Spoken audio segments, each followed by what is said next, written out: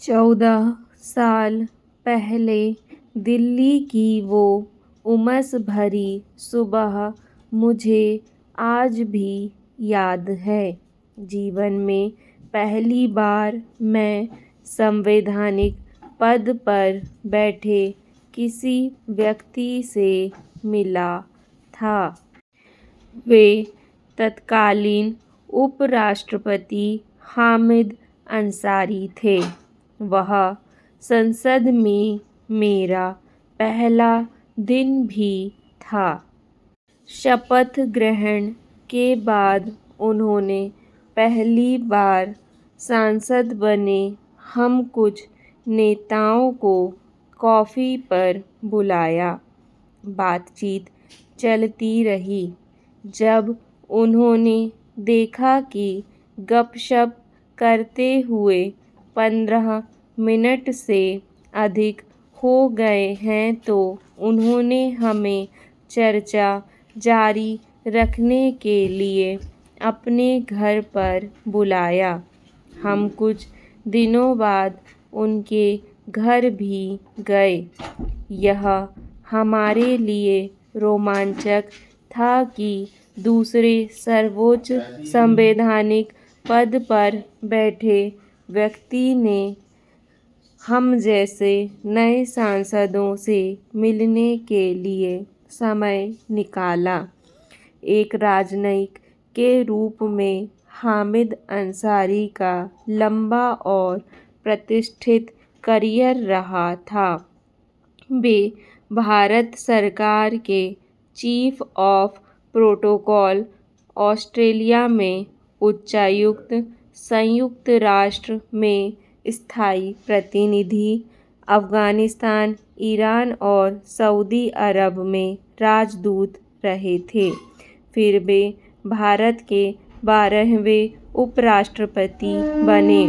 कोलकाता में जन्मे अंसारी के बारे में जो बात कम ही लोग जानते हैं वो ये है कि वे अपने कॉलेज के लिए मध्य क्रम के विकेटकीपर बल्लेबाज भी थे।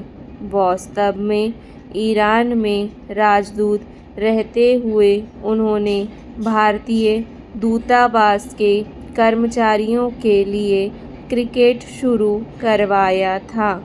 यह भी कहा जाता है कि उन्होंने ईरान में इस खेल को लोकप्रिय बनाया। राज्यसभा के सभापति के तौर पर अंसारी ने विधान परिषदों में कई इनोवेशन किए। संसद सत्र के दौरान अंसारी रोज सुबह 10:30 से 10:55 तक काफ़ी मीटिंग करते थे। सदन के नेताओं के साथ इस अनौपचारिक बातचीत से सत्ता पक्ष और विपक्ष को दिन भर की कार्यवाही में सामंजस्य बनाने में मदद मिलती थी। सभापति के तौर पर अंसारी का एक नियम अटल था, कोई भी विधेयक हंगामे के बीच पारित नहीं होगा। इससे यह सुनिश्चित हुआ था कि तत्कालीन सरकार कोई भी कानून जबरन नहीं थोप सकती थी। प्रश्नकाल और शून्यकाल के समय में बदलाव का पूरा श्रेय भी अंसारी को ही जाना चाहिए। बीते 6 दशकों से प्रश्नकाल सुबह 11 बजे शुरू होता आ रहा था। इसके बाद दोपहर 12 बजे से शून्यकाल शुरू होता था। अंसारी को लगा कि प्रश्नकाल अक्सर हंगामे की भेंट चढ़ता है क्योंकि सदस्य दिन की शुरुआत में ही महत्वपूर्ण मुद्दों को उठाना चाहते हैं। 2014 में अंसारी ने इसमें बदलाव किया। अब राज्यसभा में पहले 11 बजे से शून्यकाल होता है जिसमें सदस्य तात्कालिक जनहित के मुद्दे उठाते हैं। 12 बजे से प्रश्नकाल शुरू होता है। अंसारी के दृष्टिकोण को इस कथन से समझा जा सकता है, राज्यसभा का सभापति खिलाड़ी नहीं बल्कि अंपायर है। यदि आप खिलाड़ी बनते हैं तो पक्षपाती हो जाते हैं। सेवानिवृत्ति के बाद वे दिल्ली में सुखद जीवन बिता रहे हैं। उन्होंने कई किताबें लिखी हैं।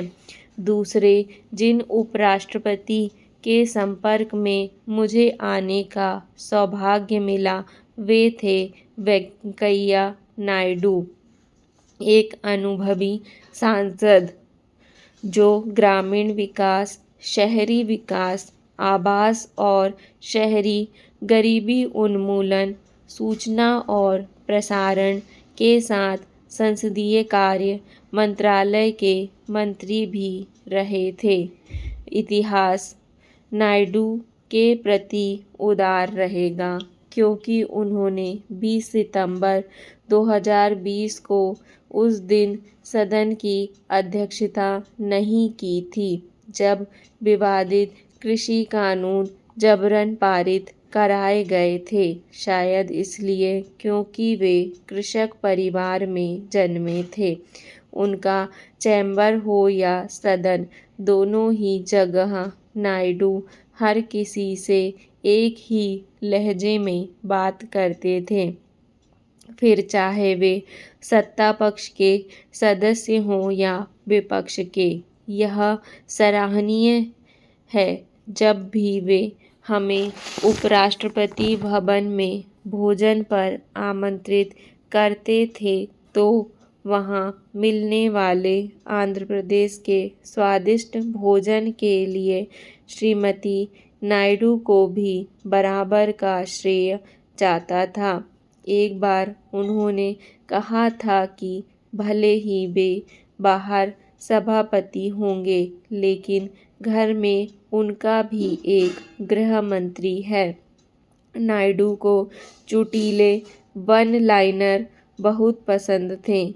एक बार जब विद्यार्थी उच्च शिक्षा के लिए बाहर जा रहे थे तो उन्होंने कहा था, लर्न, अर्न एंड रिटर्न, यानी सीखना, कमाना और फिर लौट आना। जब उनसे राष्ट्रपति बनने की महत्वाकांक्षा के बारे में पूछा गया तो उन्होंने कहा वे उषापति बनकर ही खुश हैं। उनकी पत्नी का नाम उषा है। उनका एक और मशहूर कथन था, the left can never be right. Naidu का हास्यबोध जितना अच्छा था वे उतने ही भावुक भी थे। जब भावनात्मक मुद्दों पर चर्चा होती उनकी आंखें नम हो जाया करती थीं। 14वें उपराष्ट्रपति जगदीप धनखड़ भी मेरे कॉलम का विषय होंगे, लेकिन किसी और दिन। मध्य पूर्व आज एक भ्रमित कर देने वाली शांति की स्थिति में है। गाजा में हमास, लेबनान में हिजबुल्लाह जैसे उग्रवादी समूहों और सीरिया में असद शासन के पतन ने इस क्षेत्र के चिरस्थायी तूफानों में क्षणिक विराम ला दिया है। जिन छद्म युद्धों का दायरा तेहरान से बगदाद और दमिश्क होते हुए भूमध्य सागर तक फैला था वो अब बिखरा हुआ मालूम होता है। यमन के हूती आज इकलौती ऐसी विघटनकारी शक्ति बने हुए हैं जो लाल सागर और अरब सागर में अंतर्राष्ट्रीय समुद्री मार्गों के लिए खतरा बने हुए हैं, लेकिन उस क्षेत्रीय मोमेंटम के बिना जो कभी ईरान समर्थित रणनीतिक महत्वाकांक्षाओं को परिभाषित करता था, और इसके बावजूद इस स्थिरता के स्थायी रहने की संभावना नहीं है। उल्टे यह एक और बड़े विनाशकारी तूफान का केंद्र हो सकता है। संघर्ष के फिर से उभरने की स्थितियां न केवल बरकरार हैं बल्कि और बढ़ गई हैं, खासकर इजरायली फौजों द्वारा गाजा में अभूतपूर्व हिंसा और विनाश के बाद। दुनिया ने देखा कि गाजा पर व्यवस्थित रूप से हमला किया गया, रहवासी बस्तियों को तहस-नहस किया गया और हजारों नागरिक मारे गए। इजराइल ने इसके लिए चाहे जिस राजनीतिक या सैन्य उद्देश्य का दावा किया हो, लेकिन जो तस्वीरें और नैरेटिव सामने आए उन्होंने फिलिस्तीनियों, व्यापक अरब जगत और मुस्लिम आबादी के बीच क्रोध, निराशा और पीड़ित होने की भावना को जन्म दिया है। गाजा का यह जनसंहार एक नई वैचारिक और उग्रवादी लहर के उभरने का आधार बन सकता है। यह समझना जरूरी है कि मध्य पूर्व ऐसा क्षेत्र नहीं है जहां ऐतिहासिक शिकायतें चुपचाप सिमट जाती हों, बल्कि यह ऐसा क्षेत्र है जहां पीढ़ियों तक पीड़ा की भावनाओं को संजोया जाता है और जहां प्रतिशोध लेना सांस्कृतिक मुद्दा और राजनीतिक साधन दोनों हैं। डिक्टेशन पसंद आए तो वीडियो को लाइक तथा चैनल को सब्सक्राइब ज़रूर करें। धन्यवाद।